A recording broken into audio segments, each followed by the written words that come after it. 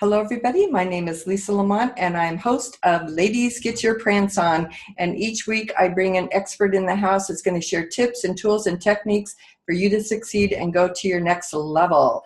And so today I'm so excited. I have Brad Worthley in the house.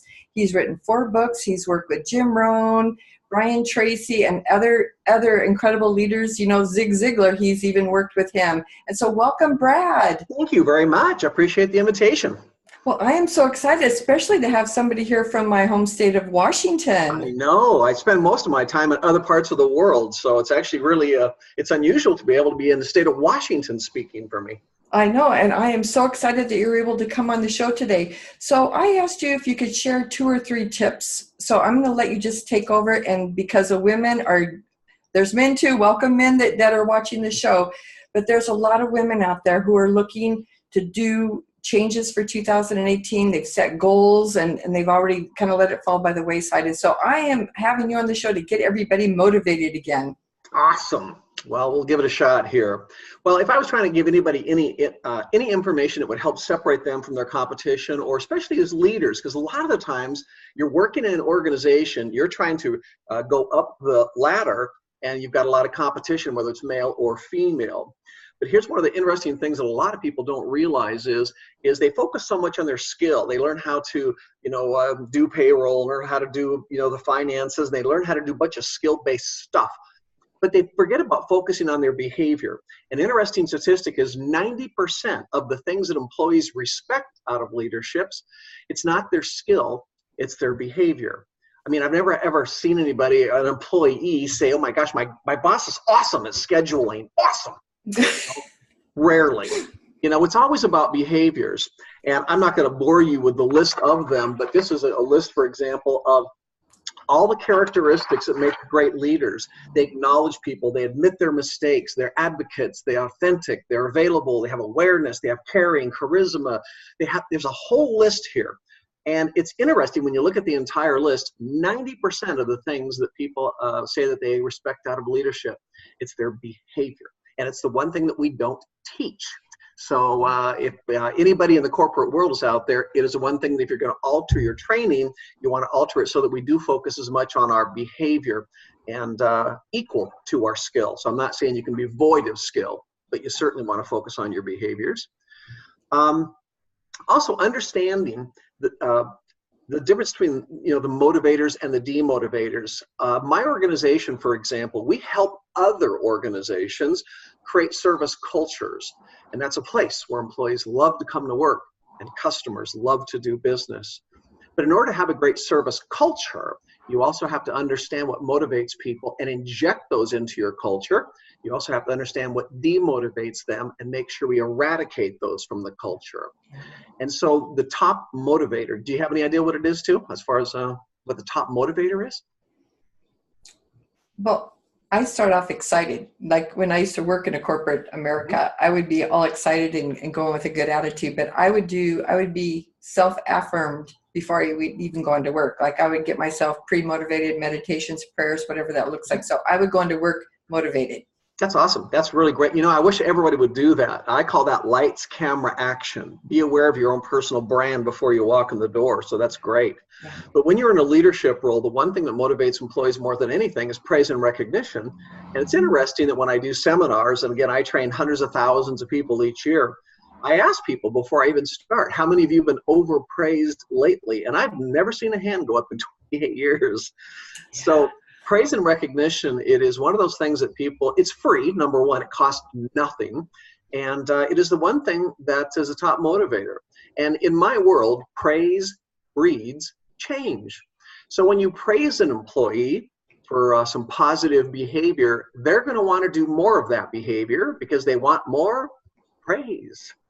So praise and recognition is absolutely number one. I would encourage you to schedule it. Have it on maybe on Outlook so that maybe twice a day, maybe once at 10 and another at 3, Outlook pops up with a warning and just has the word praise on it. So what it is, it's a reminder for you to get out of your desk, walk around, watch for your employees doing things that are good. The second one is listening to people. It's the act of just simply just asking people great open-ended questions. And of course, open-ended questions cannot be answered with a yes or a no. But it's just listening to your employees if you have employees. You know, you've been here for 5 years, Lisa. You're awesome at what you do. Please tell me, what can we do to be better than we are today? And then sit back and take notes and just listen. So remember, inject the 2 motivators in, praise and recognition, and then listening to people. As far as demotivators, the number one demotivator is hypocrisy. And hypocrisy is simplistic as is if you tell your employees you must treat every single customer with respect, but you don't treat them with respect. That's hypocrisy. We tell them they must be in on time at 8 o'clock every morning, but then we drift in at 8:20. Why? Because I'm the owner or I'm the manager. I get to do stuff you don't get to do. That's not true. So we do a lot of things sometimes in our daily routine as leaders that sometimes demotivates our employees very quickly. So no matter how much training we do, no matter how much positive goodwill we give them, we kill it by sometimes our demotivating. The other demotivator is just simply taking them for granted. Anytime an employee feels like we're taking them for granted, that's a bad thing. That demotivates them. But it's interesting, if you want to get rid of that demotivator, just inject the number one motivator, which is going back to praise and recognition. And watch it with praise and recognition, by the way, because when you praise people, it absolutely must be sincere. If you praise somebody insincerely, just for the sake of praise, they'll be able to sniff it out, and then they won't trust you. They won't trust when you do give them some sincere praise. That is true. That is true. Yeah. And then, I don't think anybody is born a great communicator. I think there's some people born really gabby, but that doesn't make you a great communicator. And I think that it's one of those things that people need to learn. And the huge difference between, really excellent leaders or excellent salespeople or excellent significant others or excellent sales or service people is their ability to properly communicate their message. And 85% of your success in business will be your ability to properly communicate your message. The number one reason that relationships fail, whether they're personal or professional, is the lack of communication. My wife and I truly sit on the couch every single night, for example, and we talk before dinner time. We spend at least 30 minutes. And what we do is we just basically download our day. We ask each other, how was your day? What good happened? What bad happened? What might we do differently? And we take time to always celebrate the small successes. We'll sit and say, what were the things that happened today that you consider to be successes or wins? And we take time to celebrate each other every single day, because if you don't learn how to celebrate yourself, who's gonna? So we find that just having more communication, both in our personal relationship, and by the way, my wife and I have not argued or fought in 16 years. Since we started sitting on the couch and simply just talking every single day, we do not fight. We do not argue because we have a lot of good communication that occurs. I want to interject on that, if I may. And for so many couples out there, you hear it. They quit communicating. They take each other for granted, or if there is a struggle, a lot of people will go to their friends. Like the girls will talk to the girlfriends, and of course the girlfriend's going to take their side. And so it's important that you talk directly with your partner, your spouse, because that's where you fix things and resolve things, not through skewed friendships. If anything I can add on top of that, it's true. It's just to communicate with your partner. Yeah, absolutely. Words of wisdom. Words of wisdom. And we're not good listeners. Have you ever heard of something called a reticular activating system? You ever heard of that? No. You know what? If you had 1,000 people in front of me right now, you might have one hand that sneaks up. But it's really important to understand what it is. The reticular activating system is basically, it's a filter in your head. It's located back in your brainstem back here. And it's a bunch of loose neuron fibers that run up through your brainstem, and they span out like tree branches to different parts of your brain. And what its function is it filters in things that are important to you, and it filters out things that are unimportant to you.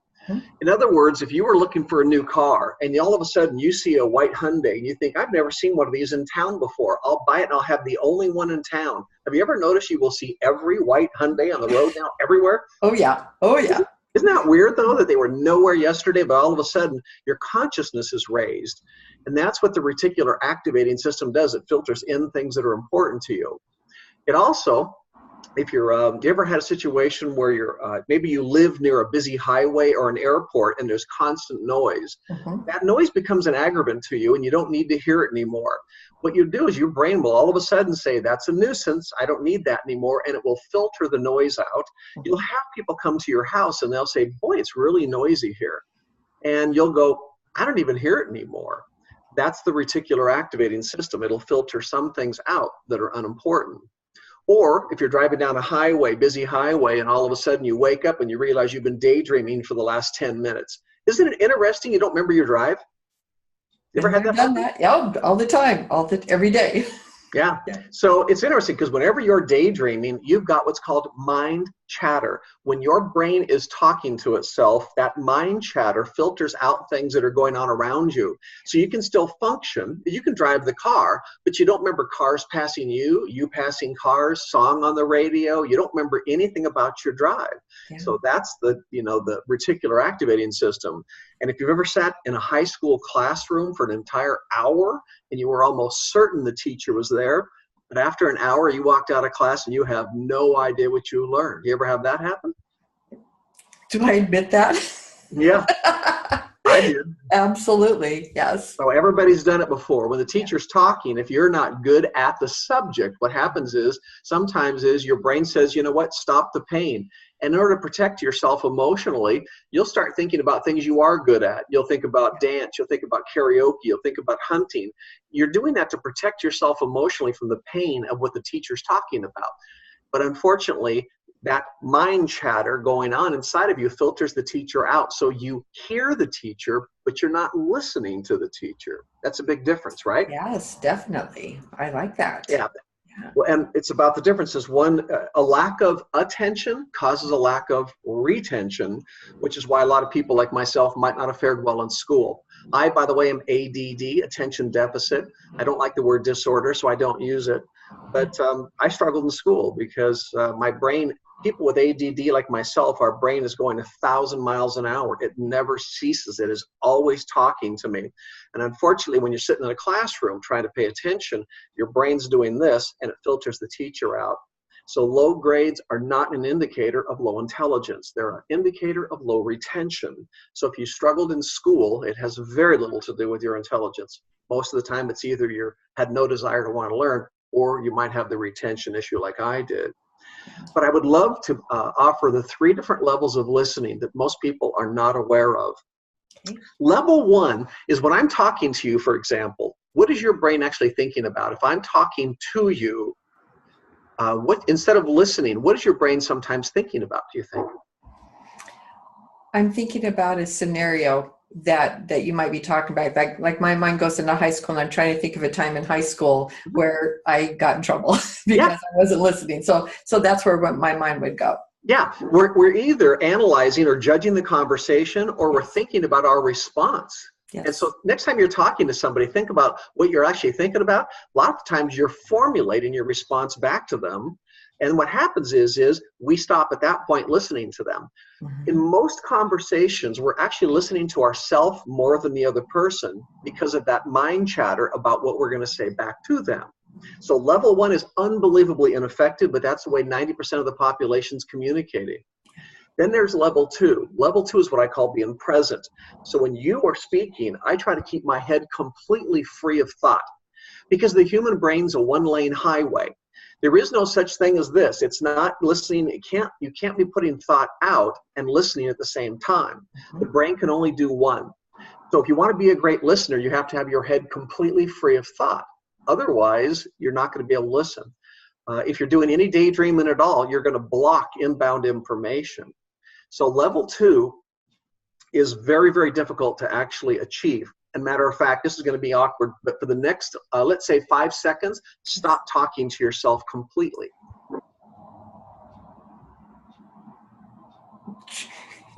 Yeah, yeah. I think I failed. I think I failed, Yeah, but you did exactly what 99% of everybody else does is, you know what, your brain just can't stay that yeah. still. It's very hard to do.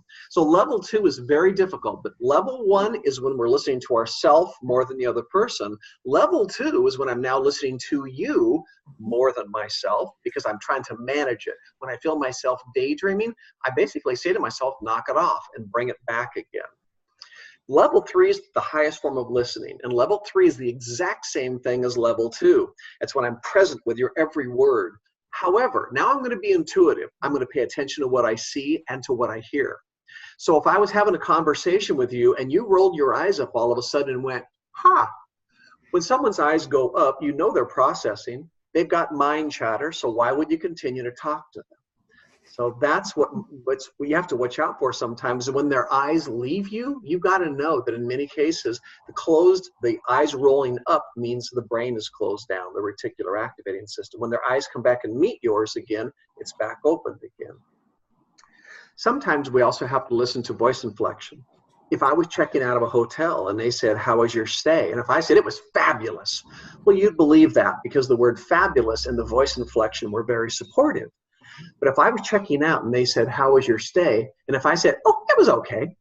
Well, no, it's not. Yep. So I said it was okay, but the voice inflection's in conflict. You hear the conflict. That's when the person behind the counter should reach out to me and say, wait a minute, Mr. Worthley, something tells me we could have done more.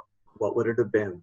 So level 3 listening is listening for the unspoken word. It is listening for what is not being said. And that is where the greatest leaders, the greatest parents, the greatest significant others, the greatest salespeople, that's where you have to be, is that level 3 listener. And if, the people that are listening to this, if they can, learn more about the reticular activating system and understand how their brain works, that means that they can hear things that other people do not hear.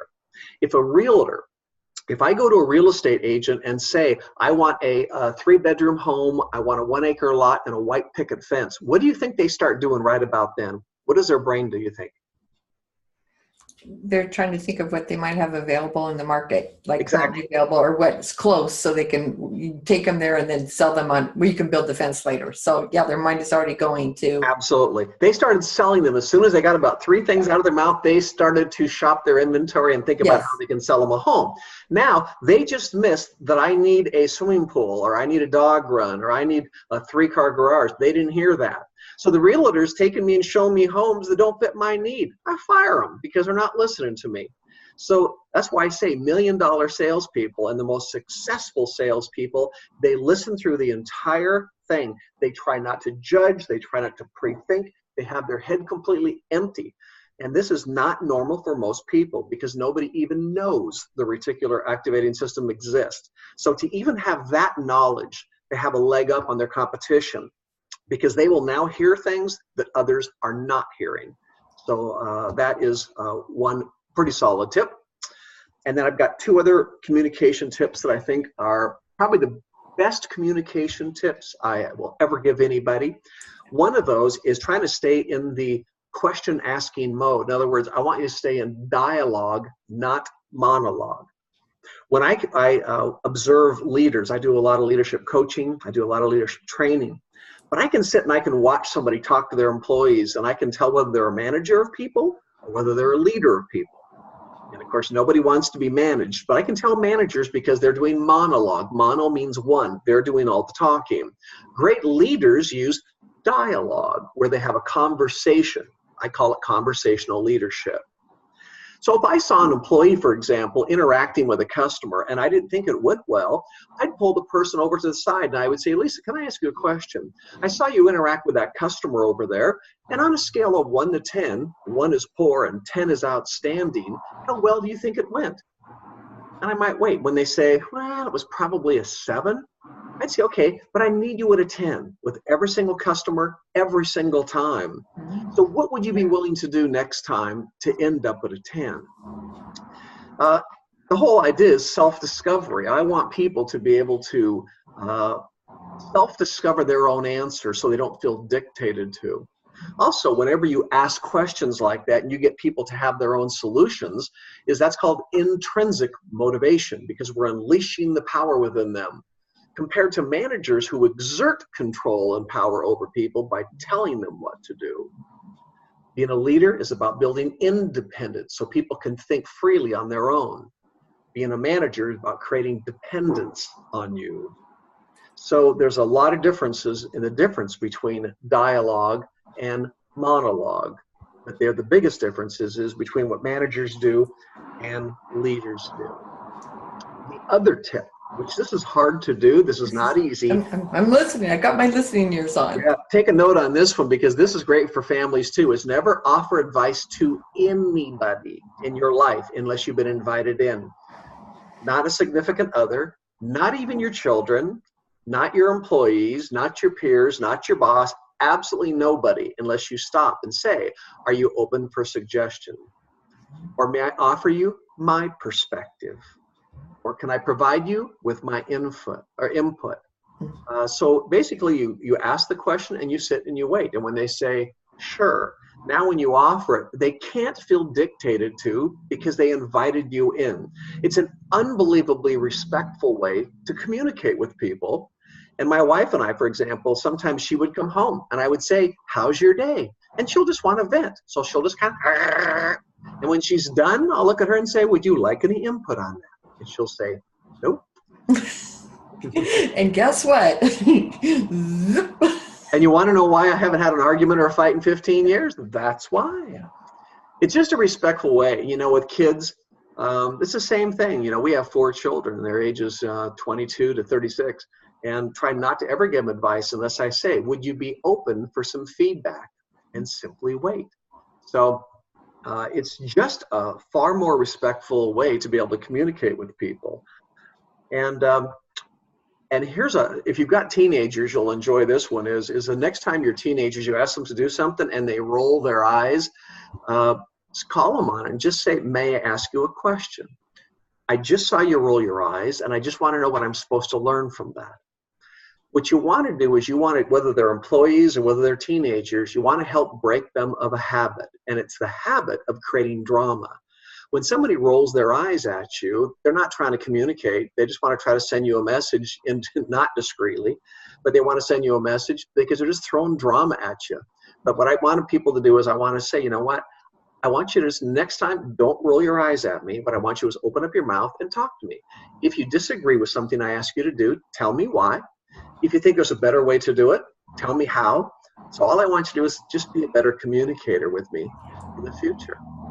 So, I just think that people who are really strong communicators, people who learn, even those, few things there, the reticular activating system, asking good questions and asking permission, you get those 3 things down, you will separate yourself from everybody, not only at the work world, but also in your personal life as well. They have big, big impacts.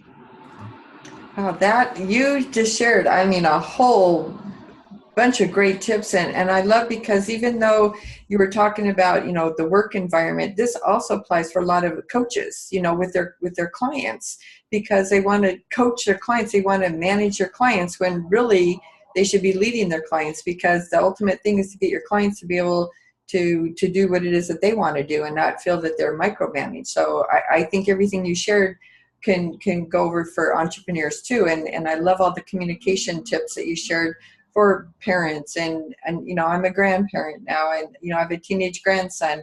And, there's that rolling the eyes, not at me, but I've seen him do it at his mom. If he's done it to me, he does it behind my back.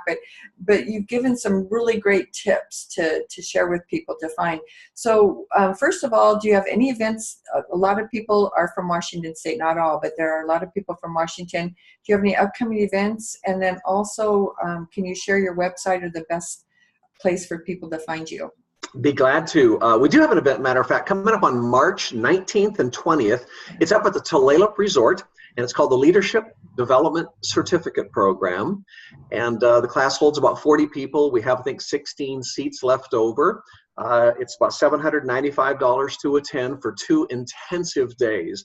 And it's $695 if 4 or more people want to enroll at the same time. But it is unbelievable in terms of the testimonials we get from this. We've done 4 of those in Oklahoma this last year, and we're bringing it to Washington State for the first time. And it's an open enrollment seminar, which is very unusual for me because normally I only do corporate work. So most people would never have the ability to come see me just individually. So this is one of the few times, and the first time in the state of Washington, where if you wanted to come and spend 2 days learning about every aspect of leadership and communication, by the way, is that gives you the opportunity to do that.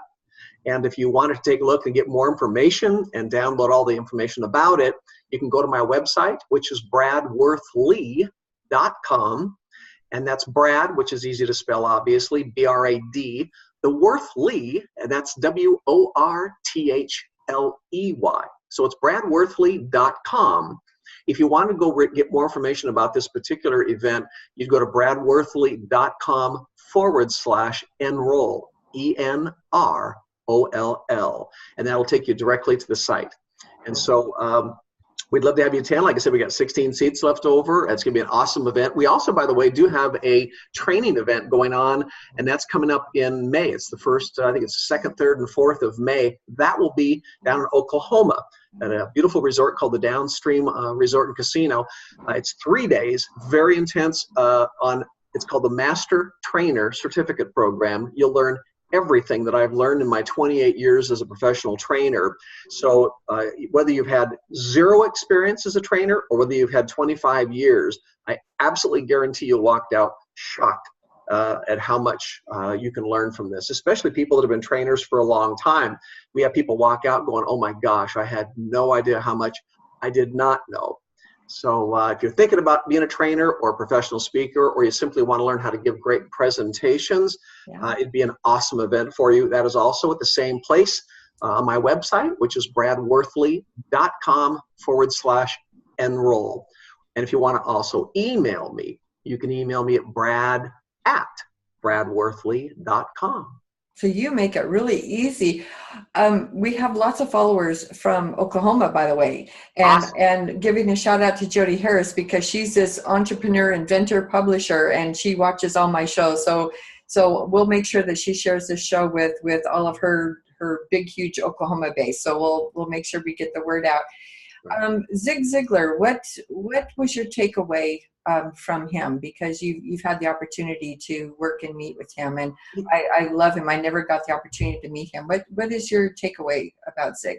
Well, you know what's going to be odd is his humility. He's just when you're around him,